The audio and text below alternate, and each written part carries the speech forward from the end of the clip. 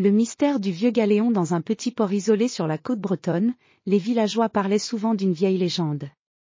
Selon les récits, un galéon mystérieux, abandonné depuis des siècles, était caché dans une baie secrète. Ce navire, dit-on, transportait un trésor immense, caché à l'abri des regards et protégé par des énigmes maritimes.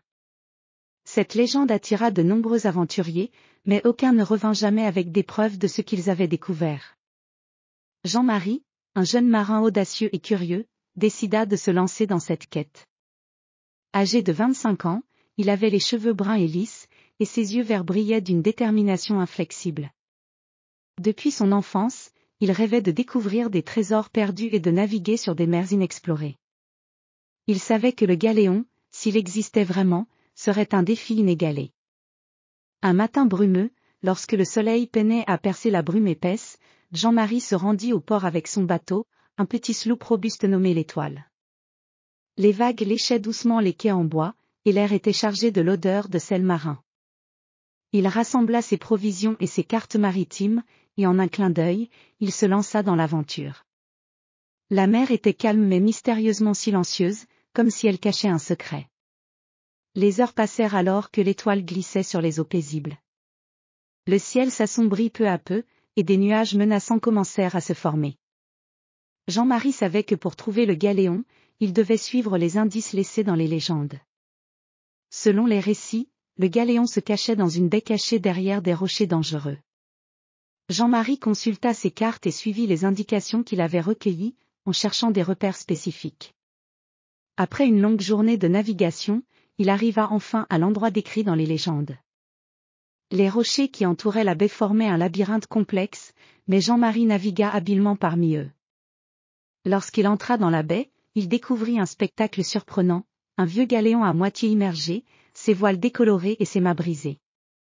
Le navire était envahi par la végétation et la mer semblait avoir lentement repris ses droits. Jean-Marie amarra son bateau et monta à bord du galéon avec précaution. La décomposition du bois avait créé une atmosphère mystérieuse et mélancolique. Des morceaux de voile étaient suspendus en lambeaux, et les cordages étaient couverts de mousse et de sel. Le pont était envahi par des algues, et les planches craquaient sous chaque pas de Jean-Marie. Il explora les cales du navire avec une curiosité croissante. Le trésor, selon les légendes, était caché dans un compartiment secret, protégé par des mécanismes compliqués. Jean-Marie trouva finalement une trappe cachée sous des tonneaux poussiéreux. Il l'ouvrit avec effort, révélant une étagère remplie de vieux coffres. Jean-Marie choisit le coffre le plus grand et le plus décoré, orné de symboles maritimes anciens. Avec une grande anticipation, il l'ouvrit. À l'intérieur, il trouva des pièces d'or vieilles et ternies, des bijoux étincelants, et des artefacts précieux, mais aussi une note jaunie par le temps. La note était rédigée dans une écriture élégante, racontant l'histoire du galéon et des marins qui l'avaient abandonné. La note expliquait que le véritable trésor n'était pas seulement la richesse matérielle, mais la quête elle-même, la découverte des mystères de la mer et la compréhension des légendes qui ont façonné la culture maritime. Jean-Marie comprit alors que le véritable trésor était le voyage et les découvertes qu'il avait faites en cours de route. Alors que le soleil se couchait et que les ombres s'étiraient sur le pont du vieux galéon, Jean-Marie ressentit une profonde satisfaction. Il avait non seulement trouvé le trésor légendaire, mais aussi découvert quelque chose de plus précieux, la beauté de la quête et la magie des histoires qui vivent dans les légendes maritimes.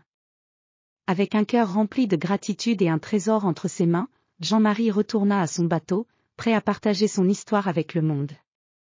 La légende du vieux galéon vivrait encore à travers les récits des voyageurs, inspirant d'autres à partir à l'aventure et à découvrir les mystères cachés dans les profondeurs de la mer.